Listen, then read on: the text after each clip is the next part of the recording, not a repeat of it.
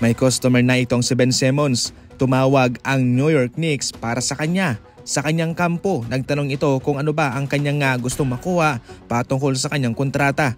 Sa ngayon mga idol, ang pinaka-the best na maibibigay nitong Knicks kay Ben Simmons ay isang veteranong minimum deal. Sabi ko nga sa ating mga nagdaang balita, hindi naman ganoon kailit itong si Ben Simmons nung siya'y nasa Sixers pa. Pero yung mga maliliit na bagay ay kanyang nagagawa pa rin naman. Especially yung depensa, rebounding, sa mga fast break, layup, yan ang magagawa ni Ben Simmons. Sa puntong ito ay hindi ko na inaasahan na siya ititira parang 3-point line sa isang kupunan na marami ng mga star player at maraming mga high shooting caliber na mga player ay mga malilit na lang po na bagay ang pwedeng gawin nitong si Ben Simmons. Sa kabilang banda ay naging impressive naman ang mga workout nitong si Oladipo para sa kanyang hinahanap na NBA comeback. Sa ngayon ay kasalukuyang nag-workout itong si Oladipo sa Las Vegas at maraming mga team ang na-impress pa rin sa kanyang nagagawa.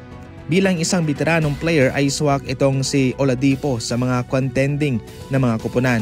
Pero dahil nga marupok na ang kanyang tuhod, definitely hindi na siya bagay sa mga mabibigat na mga minuto.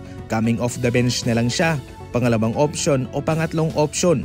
Sa puntong ito ay hindi na rin po hinahanap ni Oladipo yung starter position. Ang sa kanya lang ay makapaglaro ulit siya. Sa pangkabuuan, ang bagay rito kay Ben Simmons at kay Oladipo ay mga bangkuna coming off the bench. Hindi mabigat na minuto pero insakto lang.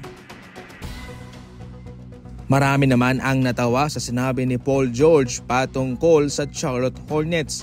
Sa isang podcast, sinabi mismo ni Paul George na kung siya ay isang free agent sa free agency sa NBA ay hindi niya pipiliin na maglaro para sa Charlotte Hornets. Kung saan doon raw sa Charlotte Hornets ay walang winning basketball culture. Siguradong tapos daw ang kanyang career doon sa Hornets kung pipiliin niyang pumunta man doon. Maraming kilay ang tumaas dito mga idol, especially sa mga NBA netizen at mga fans dahil hindi makatarungan ang kanyang pinagsasabi. Hindi makabuluhan ang kanyang sinasabi. Galing pa sa isang malalarong nagkaroon lamang ng 41 games sa Philadelphia 76ers at nag-a-average ng 16 points.